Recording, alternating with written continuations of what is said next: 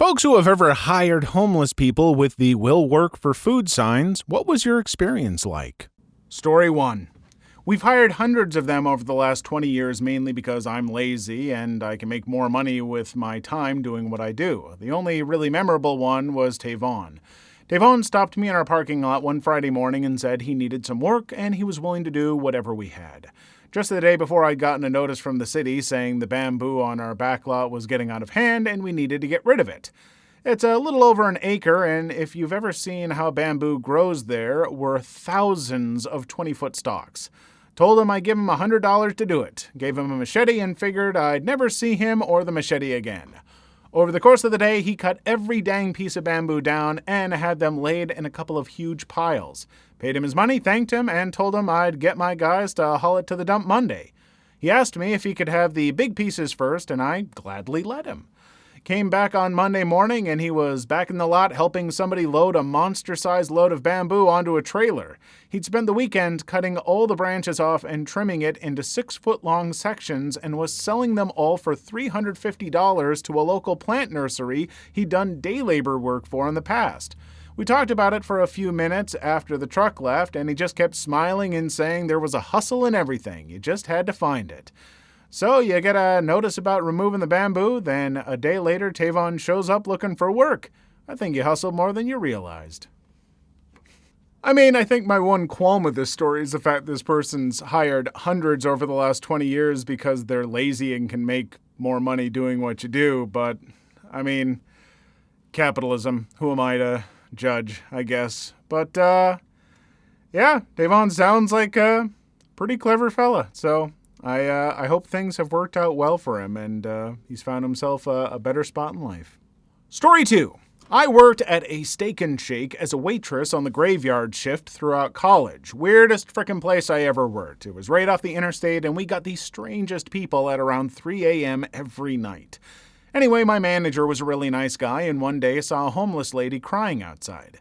She said she had ridden her bike for 10 miles to get an interview at the hotel next door, and when the hotel manager realized she was homeless, he basically told her to get the F out and didn't even bother interviewing her. She was so distressed that she just sat down and cried, and my manager saw her while he was taking out the garbage and asked if she was okay. After hearing her story, he hired her as a cook, and she was seriously the hardest working person we've had in the entire restaurant. She would take any shift and was never late and never complained. She was pretty rough around the edges and missing most of her teeth, and I don't know if she could have actually had a job where she had to interact one-on-one with the customers, but I'd be damned if she wasn't an awesome line cook. I left that job shortly thereafter. Again, weirdest place I ever worked. So I don't know what happened to her. I hope she saved enough to be able to afford housing because she was really trying to turn her life around. I'm currently homeless and I don't look for it because there are tons of resources in the city I'm located. I walked 11 miles one day just to get an interview. Wasn't even an interview. It was him telling me if he will call me again. Let's hope he calls me. I had a big resume and I sent an email after saying thank you for the interview. It is heartbreaking what a lot of homeless folks have to go through because, yeah, like people say, like, well, they should just get a job, but they try to go get a job and then are turned away without anyone listening, and that breaks my heart. And I could ramble on and on about how people shouldn't have to go through this job or not, but yeah, if you are in charge of hiring and someone comes in and they're homeless, give them a shot. Story 3. My parents have a house in Florida they rent out. My dad was down there doing repairs to it when a homeless man on a bike stopped by and asked if my dad needed help. Dad decided to hire him. Elton, the homeless man, helped my dad repaint the house, mow the lawn, and cut all the overgrown plants. When the house wasn't rented and my family was up north, my dad paid Alton to mow the yard and keep an eye on the place. While working with my dad, Alton asked Dad if he could borrow some money to buy some nice pants and shoes for an interview he had for a job. Dad wasn't sure he could trust him yet, so instead my dad took him out to a store and they went shopping together for these items. Alton got the job as a chef and eventually got himself a room in a house with some other guys. Occasionally Alton will ask my dad for some emergency money and he always finds a way to pay it back. I find it interesting that my dad was so open to work with Alton due to him being both black and poor. those being two types of people my dad can say judgmental things about. Either way, I'm glad it all worked out for Elton. He was humanized. He was no longer just a person of a certain skin color or economic stratum. He was Elton. It's a lot harder to hate when you realize the object of your hatred is a real, sympathetic person. We could all use more Eltons in our lives. Hey, I think if there is any message that should be taken away from this whole video, it's surmised in those last couple sentences that you need to realize that these are people. They are real, sympathetic people. And just because they're homeless, you can't make prejudgments about that. So, good for Elton. I hope he's doing well. Story 4. I once picked up a hitchhiker that was trying to get from Washington to New Mexico when I was camping in Yellowstone. He had family in New Mexico that offered to help him and had a good job lined up. He just had to get there. So we picked him up and took him back to Colorado with us. He stovered on our couch for a week or two and picked up our mess and took care of maintenance I grossly neglected. My roommates and I were in college at the time and partied 3 to 4 days a week, so you can imagine the mess. The little money he would get from doing odd jobs for neighbors and such, he would buy food and beer for all of us. One day I had an errand to run about 50 miles closer to his destination, but still 300 plus miles from where he needed to be. He came with me, and when he got out of the car, handed me a letter that said, "Don't read it until I get home," then walked through a field straight towards the Rocky Mountains. When I got home, we all read the letter, and it's the kindest set of words I've ever received. About a month later, we got a call from an area code I don't recognize. It was him. He made it and called us on his first payday at his new gig. He also told us about the remainder of his journey. Turns out he walked and camped a large portion of the way back. I've since moved multiple times and have grown up a bit. He's still welcome back whenever he wants, though. I hope all is well, Freddie. Story 5. One super cold night over Christmas break a couple years ago, my roommates and I were walking to Taco Bell and saw a homeless man laying in the parking lot. He had a cheap, thin blanket, so we bought him some food and asked if he wanted to spend the night inside, and he came back and stayed at our house. Via Facebook, we helped him find his daughter, who he hadn't spoken to in a couple years, and he was able to wish her a Merry Christmas. I spent the night worrying that he would steal everything in the house. When I woke up, the blankets were neatly folded, and he had left us 2 pairs of socks and some deodorant. A week later, we came home to find that someone had raked all of our leaves for us. I haven't seen him since, but I hope he's well. 10 out of 10, would do again. You probably showed him the only love he's felt in a long time. Story 6. In college, I got my fraternity to hire a homeless guy I always talked to do security for our parties. I went to college in a pretty crappy city, and my fraternity never turned people away from our parties, so we sometimes had to worry about gang members wandering in. I actually met a former Latin king who was pretty cool. The school wouldn't provide security since it could be seen as them condoning underage drinking, so I suggested we hire this homeless guy I knew who was always at my go-to Munchies gas station because he had actually helped me out when I almost got mugged once and knew a lot of the less than savory characters. We told him we just needed him to let us know if there was anyone he knew might cause a problem. Dude was more professional than most bouncers at the bar I've been to. He made everyone that wasn't obviously a student show their necks and wrists for gang tattoos and ran a tight frickin' ship. Our president ended up getting him a bouncer job at a club downtown. Hey, sometimes it's the small things you can do. You're not like a big business owner or anything like that, but you helped out how you could, and maybe that was enough to help this person get a little cash, turn their life around, do something. Maybe, maybe not. Who knows? But I think what you did there was a good thing. Story 7. I was homeless for 4 years, 15 to 19. One day I applied for a security guard job at the local hospital for a joke. Was punkish at the time. When I showed up, I almost scared the guy off, but he shook it off and asked me to stay for the interview. For the first half hour, he asked me questions one would ask any applicant. After he finished, he looked at me and asked me my story. We sat and talked for close to 2 hours. I got my stuff and was preparing to leave when he came up and told me, "Cut your hair, take off the piercings, and be here on Wednesday. You look like a guy that could use a change in life." I went back to my hole that night and thought things through. It was August 16th, 2001. I've been drug-free and off the streets ever since. Sometimes all we need in life is a chance to prove ourselves. Story 8.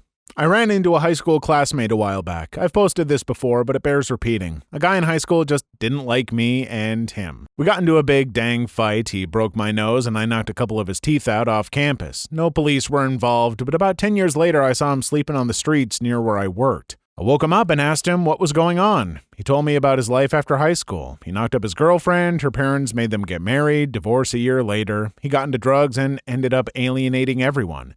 I asked him if he was still using, and he said no, he couldn't buy a dose anyway. I felt bad for him, so I asked if he'd like to stay at my guest house, a one-room cottage set up like an efficiency apartment for a while. He took me up on it and got a night's sleep in an actual bed for the first time in years, his words. I bought him some clothes and fed him for about a month until I found him a job with a contractor I was doing some work for. Long story short, it's been 6 years. He now owns a contracting business, has a wife, a new baby boy, and just bought the house down the street from me. I really genuinely love these last couple stories, and, especially even like this one, because this was someone that was an enemy of yours in the past, and you still went and helped, and this person was able to turn their life around. And sometimes it just takes a little bit of compassion. And I know folks can say that compassion doesn't always work. Sometimes you get ripped off. Sometimes it doesn't go well. Sometimes whatever. But when compassion does work, when you can be compassionate and help someone turn their life around like this, I think that it's worth the risk. Story 9. He worked his butt off for us putting up a fence. We paid him cash. He earned it. Was a recent parolee and was having a hard time finding honest pay. A sad reality for many ex-cons, unfortunately. Story 10. I've never hired a homeless man with a sign. I have been a homeless man, but I was missing a sign. I approached the homeowners for some yard work. I was very happy with the pay I got. It was more than zero, which was more than I had. I recall one employer paying me $80 for only an hour of work. I guess he assumed it would take me several hours. I'm fast. I was referred to his friends after that and was able to rent a home and get myself in a better situation sometime after. I was 19 at the time. Story 11. When I was poor, living in my first apartment, there was a homeless woman who hung around outside my apartment complex. She always hit me up for cash or cigarettes, and it started getting awkward. I was always broke and barely keeping a roof over my head, so seeing her and being unable to help most days made me feel bad. I finally just told her, look, I'm barely scraping by. I'm sorry to say no so often, but I'm eating Pringles for dinner this week, and I really can't help. If I ever have something extra, you can have it. Just please stop asking. When I saw her the next morning on my way out, she said, looking good, girl. When I got home from work, she said, go on, kick your feet up. You're having a long day. I gave her a cigarette. Every morning she said something nice or inspirational, and every evening she told me I'd earned some R&R. Because she was so nice, I always tried to find something I could part with, loose change, clothes I would otherwise donate, leftovers. It turned into a really nice, symbiotic relationship, and I missed her when she moved on. Hey, you did what you could, and, she tried to do what she could to help encourage all that kind of stuff.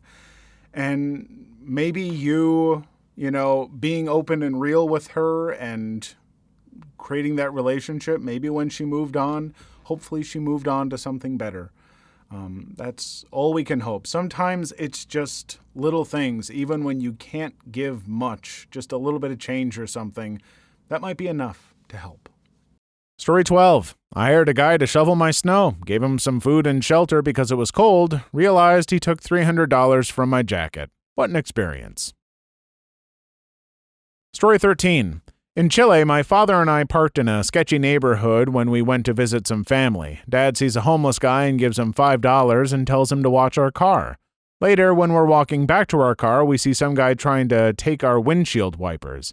My dad's about to yell something when our homeless guy comes running like a bum out of heck, punches the guy in the back of the head, and the guy runs off. Homeless dude chases after him, but my dad tells him to calm down. Dad gave him some extra cash, and we have dinner with him. 10 out of 10, would hire again. Bum out of heck. Story 14. I tried once, really just wanted my lawn mowed. Told the guy I'd cook him a meal if he mowed my lawn. All I got was a frick you. He was literally holding a sign that said, "We'll work for food." Maybe he really was just looking for money. Maybe because I was 19 at the time, he thought I was messing with him. I guess I'll never know. I mean, yeah, if you were 19 at the time, I've definitely seen that there can be a tendency sometimes for teenagers, 19, early 20s, to be a little more callous towards some of those people. I guess just maybe in my experience or maybe in that person's experience. I'm sure it's not true for tons of you out there. But, maybe just had a really bad day or just the person before you was a jerk, so I wouldn't take it to heart. Story 15. He worked 5 times harder than the high school kids I hired on the crew. I hired him for a few jobs over the span of a few months, but the next season he wasn't around, so I hope that means he got off the street. Story 16. Unsure if he was homeless, but a young man on a bike asked to paint the number on my curb for a donation. I noticed that it was illegible just the other day, so it made sense to have it done. He'd done it at my neighbor's house and it looked good enough, so I said yes. We chatted a bit. He said he'd been laid off and couldn't find work. I ended up giving him $10 for about 10 minutes of work. He did a really nice job. 2 cans of paint, a pack of number stencils, and his positive attitude was a good investment on his part. Please leave your story in the comments. I would love to make a video on them in the future. Also, don't forget to like and subscribe.